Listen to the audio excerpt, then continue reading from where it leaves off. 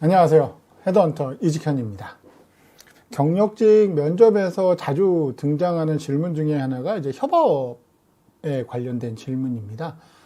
협업 관련 질문을 받았을 때 난 되게 무난하게 답변을 했다. 이렇게 말씀을 하시는데 이제 결과가 좋지 않은 경우들이 있죠. 이제 협업 관련된 질문에 대한 답변을 했을 때 이제 상대방이 들었을 때, 채용 기업이 들었을 때 좀 조직 관리 입장에서 조금 불안한 느낌이 든다. 그러면은 아마 이제 합격을 결정하는데 상당히 큰 이제 장애물이 될 겁니다. 이 협업 관련 질문을 면접관이 이제 왜 하냐 하면, 이제 조직 사람들과 구성원들과 이제 문제가 생겼을 때 이 사람은 이 상황을 잘 해결을 할 수 있는 사람이냐, 문제를 더 키울 사람이냐, 정리를 할 사람이냐, 이런 거를 좀 판단하고 싶거든요. 당연하지만 문제 없어 보이는 이 답변들이 왜 이제 리스크가 있다라고 채용 기업에서 인식할 수 있는지, 이제 그와 관련된 협업 관련된 검증 질문을 말씀을 드리면서 정리를 해보겠습니다. 자, 첫 번째 질문. 의견 충돌이 있었던 경험을 말씀해 주세요. 주로 어떤 식으로 많이 답변하시느냐 하면은, 뭐 큰 갈등은 없었고 대부분 이제 뭐 잘 이야기해서 큰 문제 없이 넘어갔습니다. 면접에서 이걸 물어봤잖아요. 그러니까 경험을 얘기해 달라고 그랬잖아요. 충돌이 있었던 경험. 그러면 면접관이 듣고 싶은 게 뭐겠어요? 이렇게 잘 이야기해가지고 끝냈습니다. 이 답을 듣고 싶은 게 아니라 의견 충돌이 있었으면 어떤 의견 충돌이 있었는지, 그래서 당신은 어떻게 했는지, 이게 궁금한 거잖아요. 그러니까 갈등이 있냐 없냐의 여부가 중요한 게 아니라 갈등이 있었을 거다. 그럼 그걸 어떤 식으로 당신은 해결을 했는지, 아니면 그걸 대응을 했는지, 이제 그거를 설명해 달라고 하는 거거든요. 그러니까 예를 들어서 평가 기준을 두고 이제 현업과 의견 차이가 있었고, 이를 해결하기 위해서 뭐 일부 부서의 파일럿 기준으로 먼저 적용을 하면서 이제 합의점을 좀 만들었습니다. 아니면 이제 뭐 기획, 직무나 이런 쪽을 보면 뭐 우선순위를 두고 이제 팀 간 이견이 있었고, 이로 인해 의사결정이 지연돼서 이제 시나리오별 일정 영향을 정리한 자료로 이제 논의를 정리를 했다. 어떤 식으로 이거를 대응했는지 구체적인 사실을 설명하는 답변이 필요하다는 거죠. 자, 그리고 이제 두 번째 질문. 자, 일하기 어려운 유형의 사람과 협업을 해본 경험이 있습니까? 다 있으실 거예요. 다 내 맘 같지 않고 나랑 스타일이 다르기 때문에 분명히 일하기 어려운 사람과 협업한 경험은 가지고 있을 겁니다. 그런데 이렇게 답변하면 안 돼요. 뭐 업무를 하면서 특별히 어려운 분들은 없었고, 뭐 웬만하면 어지간하면 제가 잘 이제 대응을 해서 뭐 크게 문제 없이 잘 넘겼습니다. 뭐 본인이 이렇게 얘기하면서 난 되게 이제 잘 얘기했다고 생각하실 수도 있어요. 그리고 실질적으로 그렇게 나쁜 답변도 아니지만, 중요한 거는 질문의 의도를 전혀 파악하지 못했다는 거죠.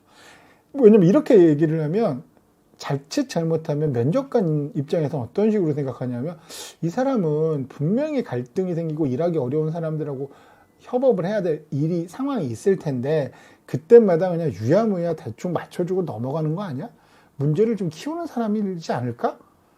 이렇게 생각할 수도 있다는 거죠. 그러니까 어디를 가든 항상 이 까탈스럽고 까칠한 사람들은 존재해요. 그러니까 저쪽 팀에 있든 이쪽 팀에 있든 우리 팀에 있든 뭐 상사건 후배건 다 존재를 합니다. 근데 그런 사람은 거의 별로 없었고, 나는 모든 그런 유형의 사람들과 다 잘 지낸다. 이거는 굉장히 현실성이 떨어지는 답변인 거죠. 그렇기 때문에 이제 진짜 자기의 경험을 바탕으로 이제 설명을 하셔야 되는데, 뭐 예를 들어서 뭐 개발 쪽이다 그러면 뭐 기획 변경을 너무 자주 하는 이제 PM과 일을 하면서, 그러니까 초반에는 되게 혼선이 많았는데 이제 스펙 고정 미팅을 정례화해서 협업 부담을 좀 줄였습니다. 아니면 뭐 이런 식으로 얘기할 수도 있겠죠. 의사 결정이 좀 느린 유관부서와 협업하는데 좀 힘들었다. 그래서 업무 지연이 반복이 됐기 때문에 결정 기한과 책임자를 명확히 기재한 공유 양식을 만들어서 이 의사결정 속도를 좀 빠르게 바꿀 수 있었다. 뭐 이런 식으로. 그러니까 질문은 일하기 힘든 사람, 이 사람을 어떻게 생각하세요? 라는 게 질문의 포인트가 아니잖아요. 이런 사람이 있어서 어떻게 힘들었는데 그렇지만 나는 결과를 만들어내기 위해서 어떻게 일하는 구조를 바꿨다. 이 부분을 확인하고 싶은 겁니다. 자, 그리고 이제 세 번째 질문. 본인이 업무를 하면서 팀에 긍정적인 영향을 끼쳤다면 그게 뭔가요?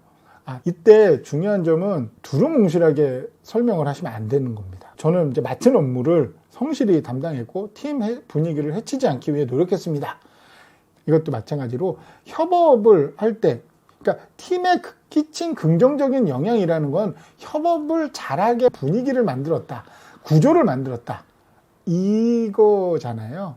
그러니까 어떤 식으로 답변을 해야 되냐면, 예를 들면 이제 회계나 이쪽이라면 뭐 월말 결산 과정의 반복 오류를 정리해 체크리스트를 만들었고, 그 이후 이제 새로운 사람이 들어왔을 때 실수를 줄일 수 있도록 했습니다. 그러니까 결국에 신입이 들어와서 하는 실수를 줄임으로써 전체적으로 팀의 업무 부담을 줄이고 속도를 늘렸다. 긍정적인 영향인 거죠. 자, 마케팅 같은 경우는 뭐 캠페인 결과 공유 방식이 뭐 팀원마다 달라서 리포트 포맷을 통일했고 그 결과 의사결정 속도를 빨라지게 할 수 있었습니다. 그러니까 이 두 가지 답변을 보면, 그러니까 열심히 하고 뭐 노력했다, 이게 중요한 게 아니라, 그러니까 팀에서 긍정적인 영향이라는 건 대표적인 게 이제 업무 프로세스 개선이죠. 업무가 기존은 이렇게 했는데 개선해서 훨씬 더 편해졌다. 업무가 어떻게 편해졌다. 이렇게 설명하시는 게 가장 중요한 겁니다. 그러니까 그러면 가장 대표적으로 설명하실 게 업무가 어떤 식으로 편하게 잘 돌아가게 만들었는지, 이제 그게 가장 대표적인 사례가 될 겁니다. 자, 그리고 이제 마지막 질문. 자, 상사와 의견이 다를 때는 어떻게 하셨나요? 아마 이렇게 많이들 답변하실 거예요. 뭐 최종적으로는 조직의 방향에 맞춰 따랐습니다. 여기다 대고 나는 끝까지 나의 의견을 관철하기 위해서 계속 뭐 노력했고 뭐 했다. 이거는 자칫 잘못하면은 굉장히 이제 팀원으로서 자격 미달로 비춰지는 거죠. 그런데 중요한 거는 의견이 다른다. 그럼 뭐 다른 상황이 있을 거 아니에요. 상사의 의견에 무조건 따르겠다. 면접에서 이렇게 얘기하면 이 사람은 조직에 참 수능적이고 마음에 든다라고 하는 게 아니라 이 사람은 자기 생각이 없나? 이렇게 생각을 할 수가 있다라는 거죠. 그렇기 때문에 기본적으로 자신의 의견을 상사에게 논리적으로 개진할 필요는 있습니다. 물론 최종 결정 권한은 팀장이 있기 때문에 내 의사가 반영이 되지 않은 결정이 나오더라도 그에 맞춰서 나는 일을 하겠다, 이런 태도를 당연히 보여주는 건 중요합니다. 그럼 이제 어떤 식으로 답변을 하냐?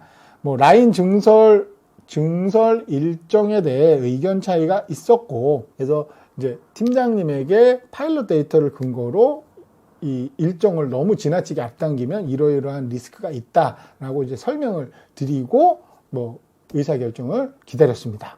그리고 가장 이제 자주 쓰는 게 대안 플랜 B를 제시하는 거죠.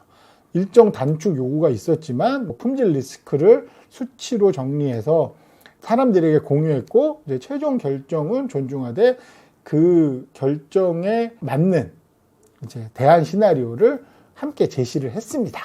이렇게 얘기하는 거죠. 그러니까 팀장은 야, 일정을 땡겨라. 근데 이걸 일정을 땡기면 이러이러한 리스크가 있습니다.